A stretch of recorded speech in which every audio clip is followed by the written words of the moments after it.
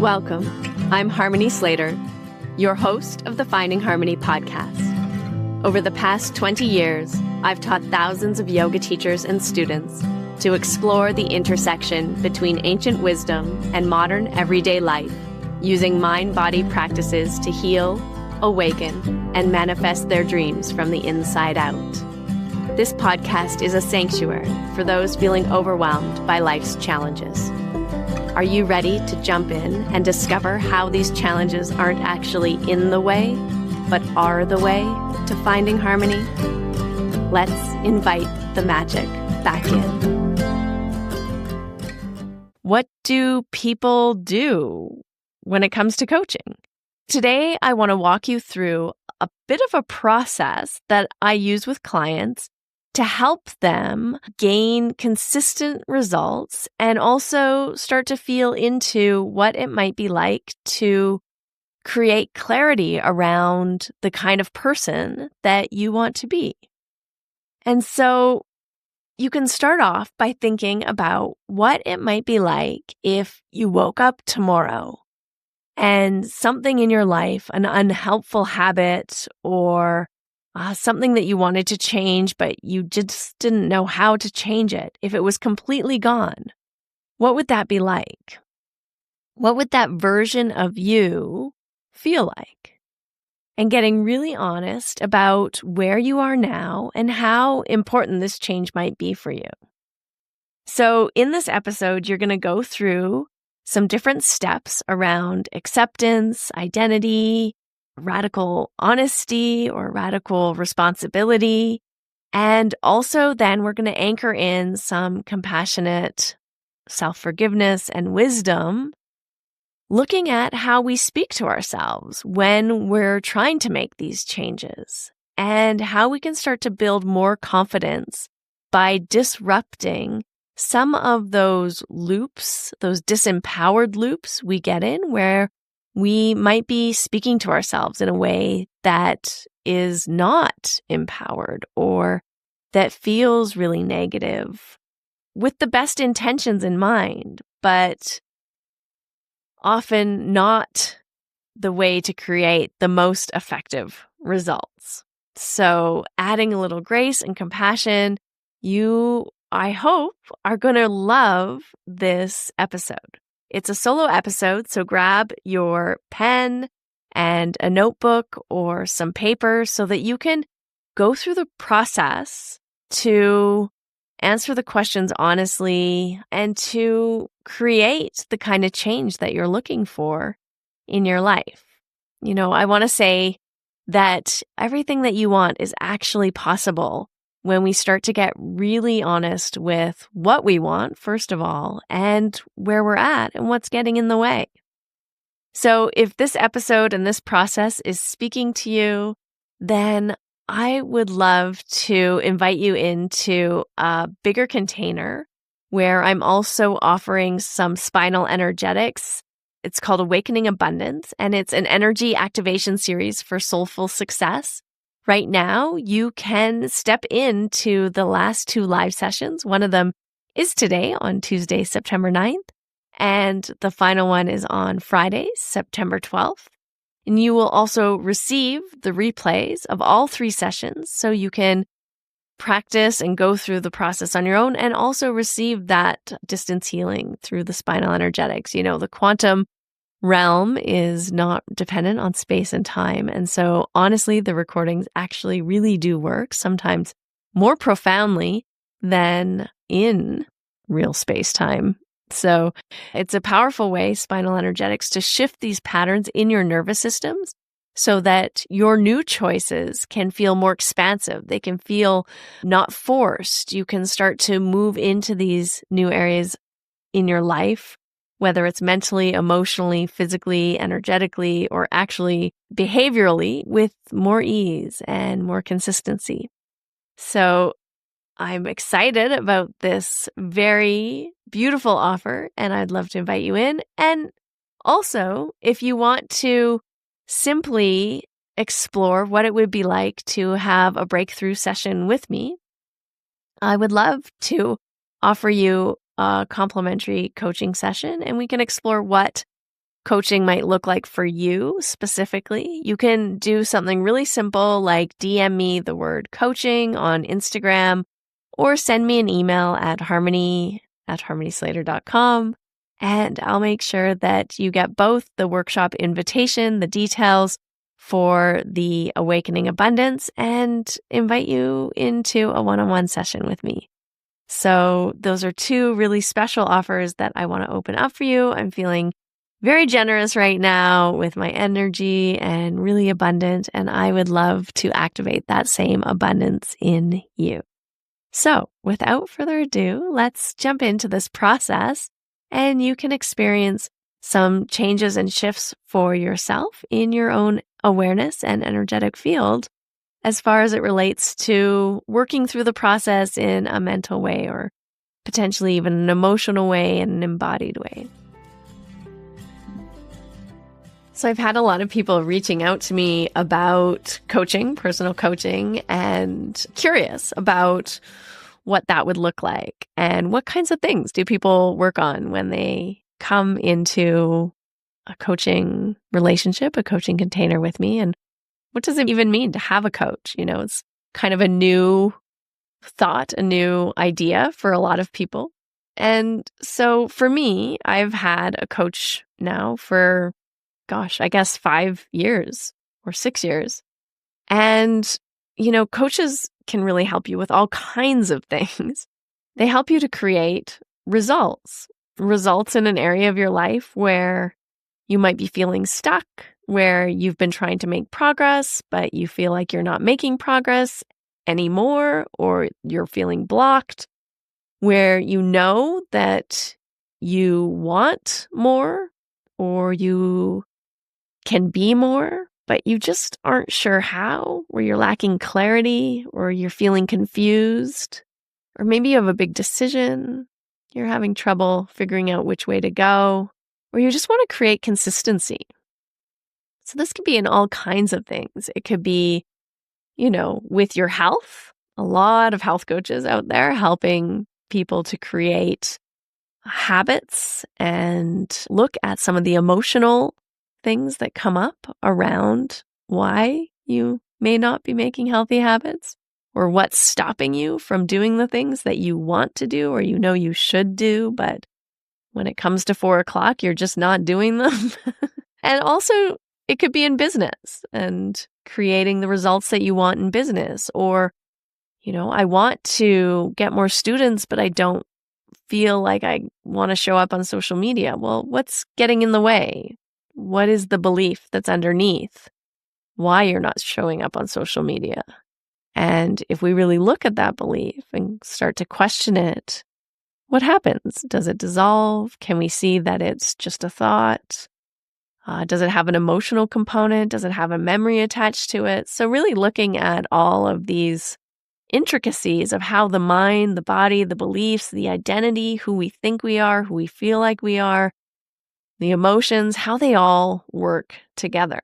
And so I want to take you through a little bit of an exercise when you're thinking about you want to make a change, but you're having trouble making a change, or you want to start a new habit or do something that would be good for you, but you're having trouble doing it, right? Or maybe you want to let go of a negative habit, but you're having trouble changing that pattern or that samskara, as we would say from the Yoga Shastra, and that pattern that's showing up in your life. This is a few steps you can do to really start to examine and explore either what you need to do to start a new pattern, a new habit, or how to let go of the thing that's getting in the way or holding you back. Or to stop doing something that I just keep sabotaging myself with this thing, but I can't stop doing it. Or I want to stop doing it and I don't know how. So the first step is really to create clarity. And this is the first step that you want to do when making any kind of change, or also just if you know that there's something you want to do more, you want to be more, there's bigger dreams out there that I want to create or manifest, but I just don't exactly know what they are. So the first thing is to get clear. And so One way that you can do this is to journal or write down. You can answer the question, I want to be the sort of person who can, or I want to be the sort of person who does, or I want to be the sort of person who is. And so just answer those questions in whatever way, just whatever starts to come up for you, just get it down and free write what comes from your heart. And then when thinking about this new habit or this old habit that you want to change somehow, you can take a moment and just close your eyes if it's safe to do so and start to imagine if this habit or this problem was totally changed, was completely gone or completely established, what would change for you? And that's a big one, right? What would change for you? Would you treat yourself better? Would you get to bed earlier? Would you believe something different about yourself? Would you believe that you were worth it? Would you believe that you deserved it? Would you buy yourself nicer clothes? What would change for you? Would you stop dating the wrong people? Would you spend more time with your family, with your kids? Would you leave that negative relationship or that person that is constantly creating negativity in your life? What would change for you? And then really looking at your identity.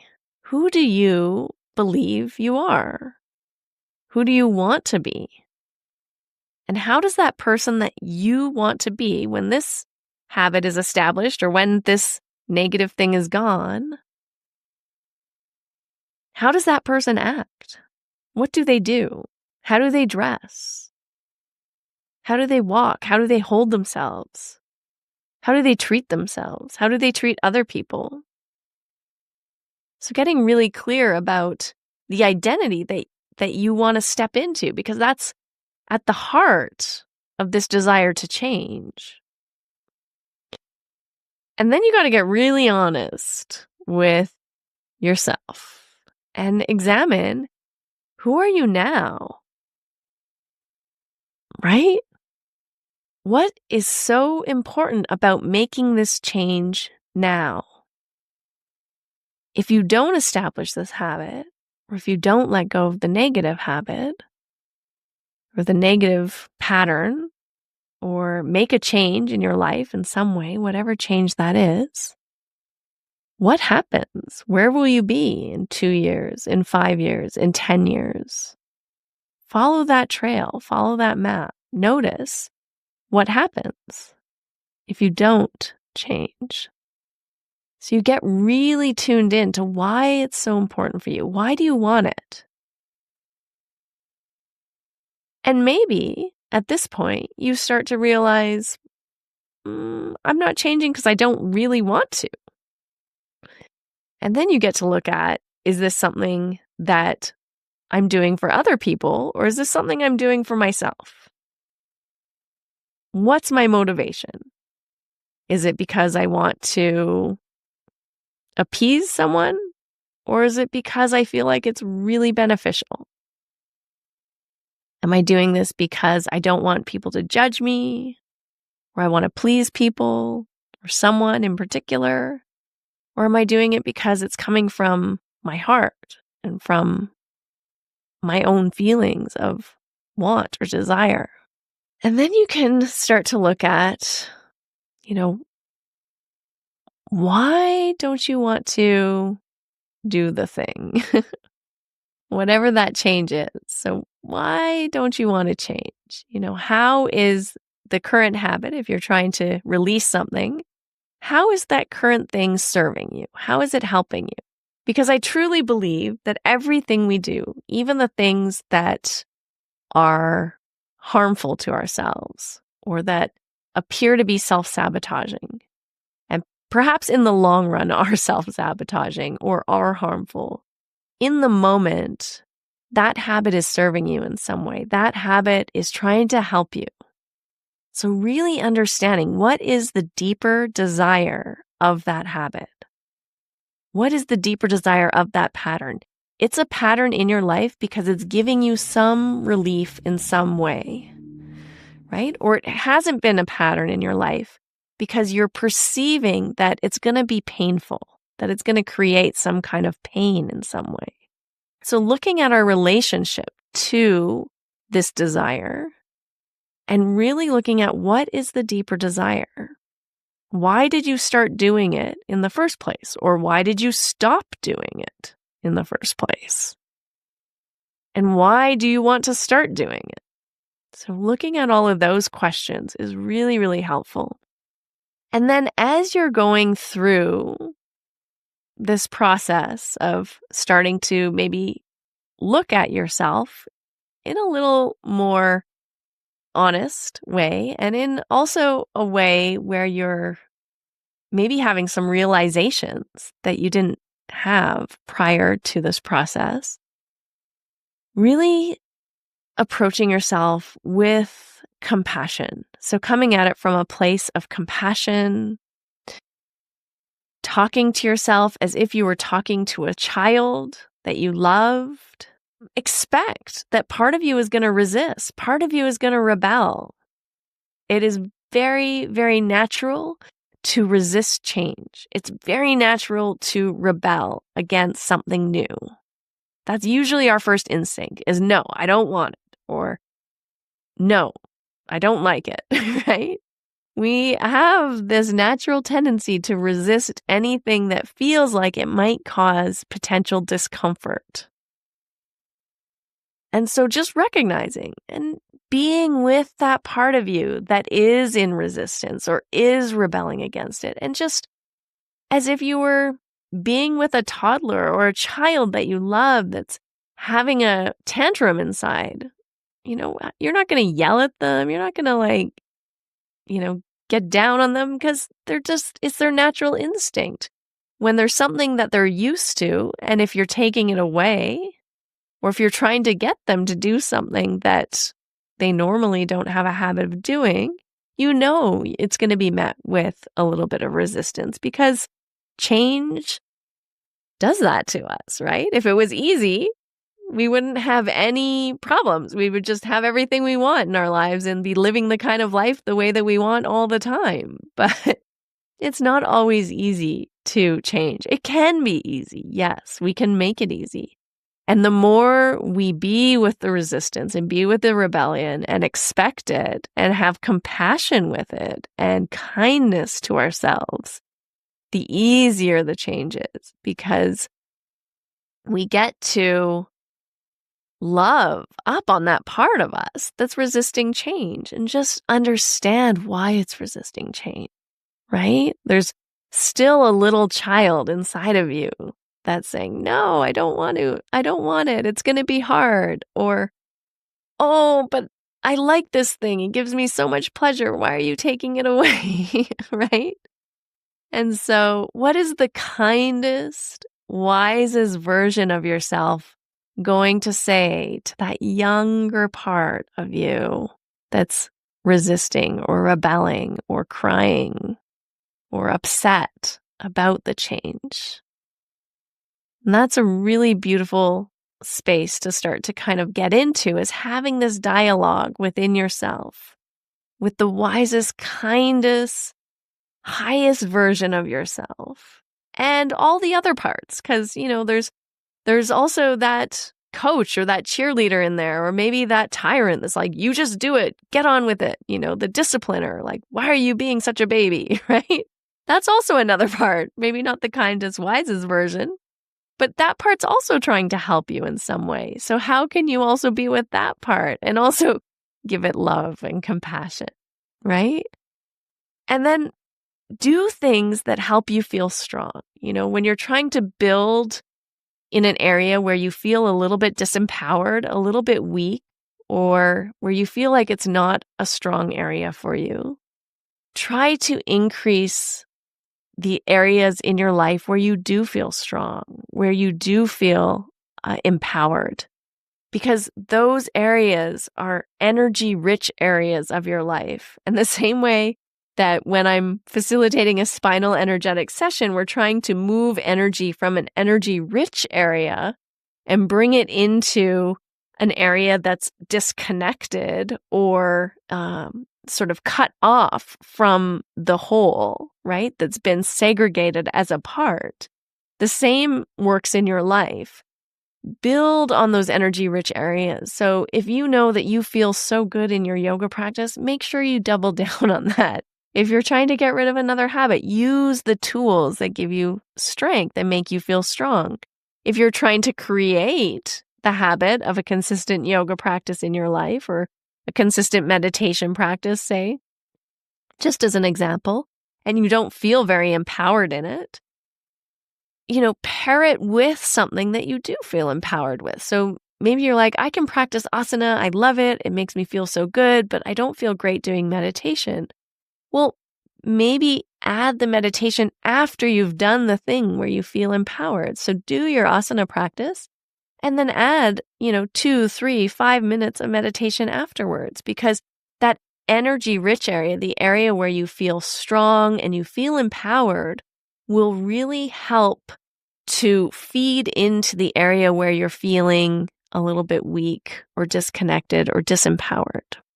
And while you're doing all this, make sure you are, getting the rest you need, feeding yourself, hydrating, like really treating your body, your mind, your energy, your spirit, your whole system, all of the things with love and kindness and compassion, and reminding yourself that you can do hard things and you've done hard things.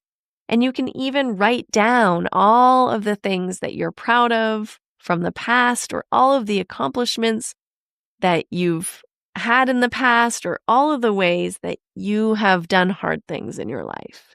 And just notice that pattern of negating or saying, well, of course, I remember I was in one of my group coaching sessions that I was leading.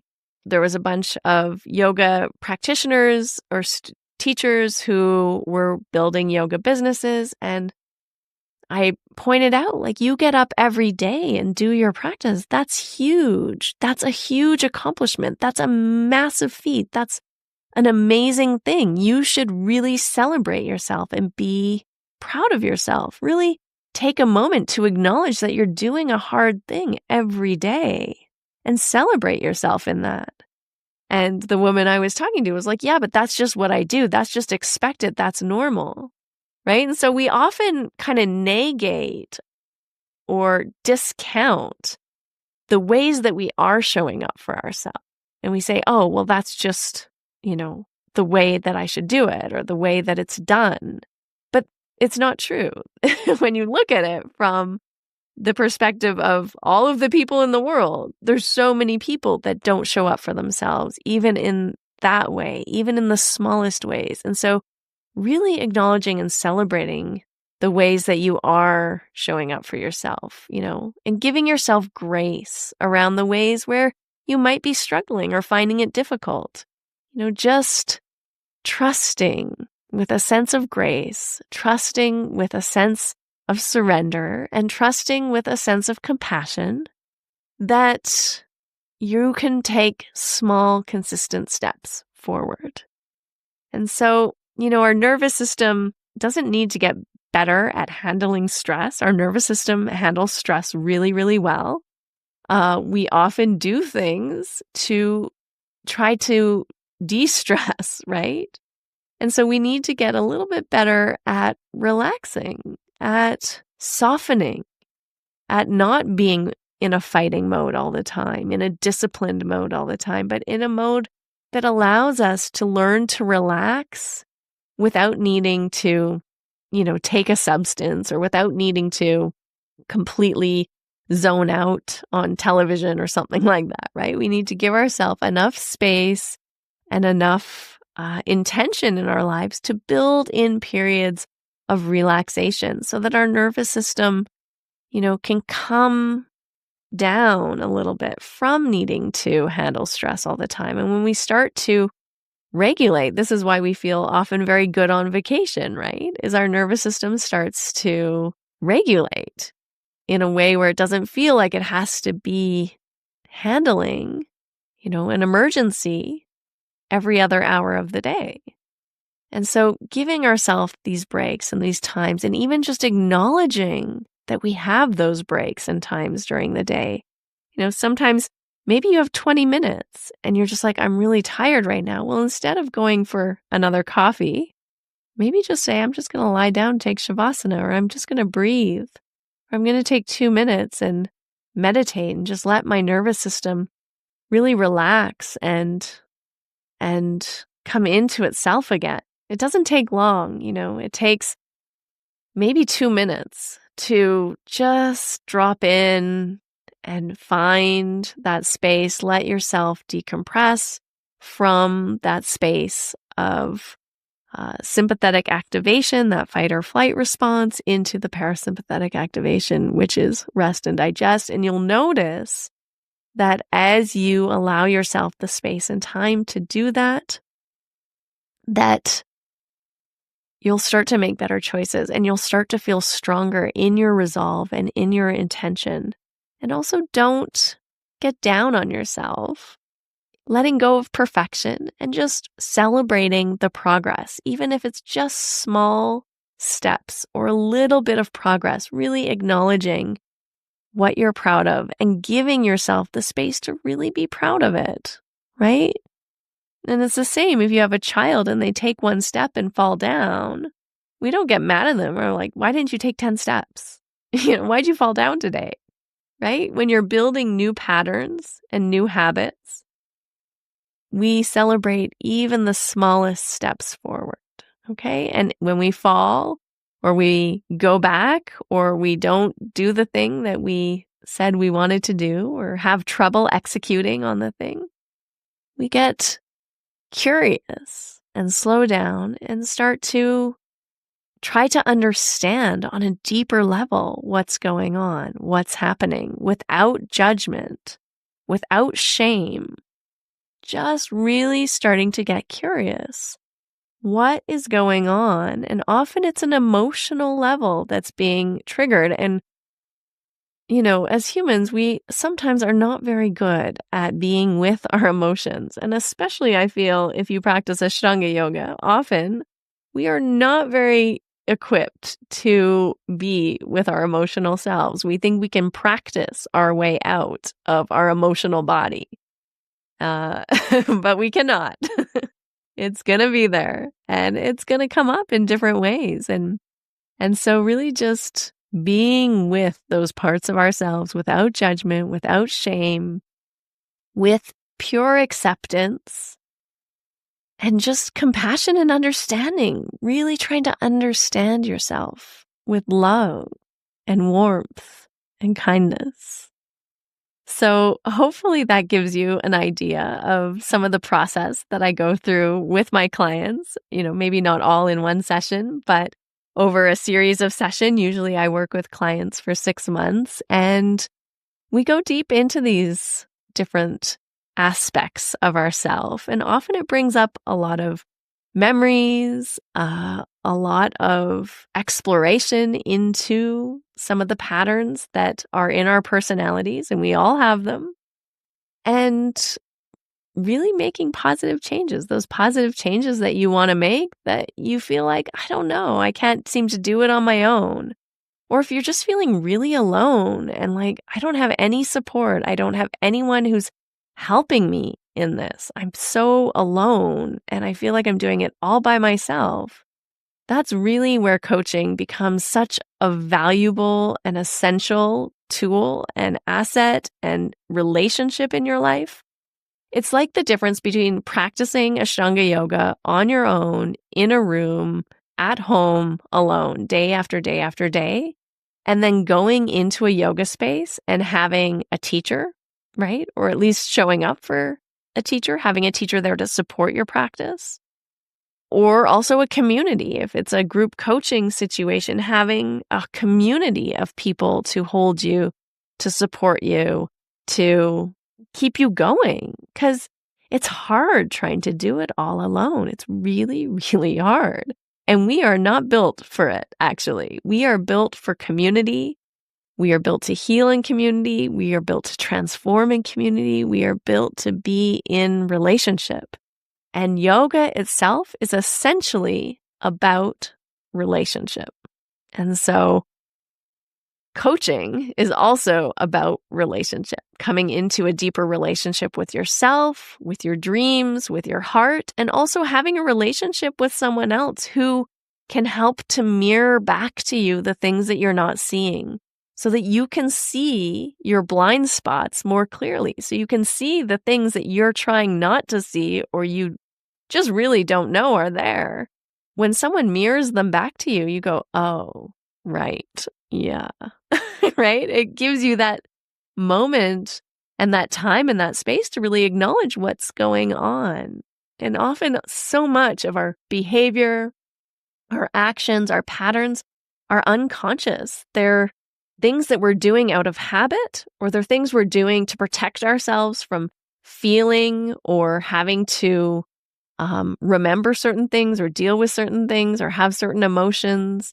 And so really having somebody there to walk with you along that path, to be with you so you don't have to do it alone. And the truth is you won't do it alone, really. Or if you do, it will take you much, much longer than having someone there who's walking beside you and supporting you every step of the way and is really helping you to see where maybe you're not showing up for yourself or where you're hiding from yourself, and can hold a beautiful space, compassionate space for you to make the changes you want to make in your life and to create the clarity that you deserve so that you can have the life, the business, the relationships, the health that you want, that you deserve, that are here for you in this lifetime, in this body, in this situation. It's all here for you. You just have to be brave enough and courageous enough and bold enough to step up and say, I want it and I'm here for it and I'm going to show up for it.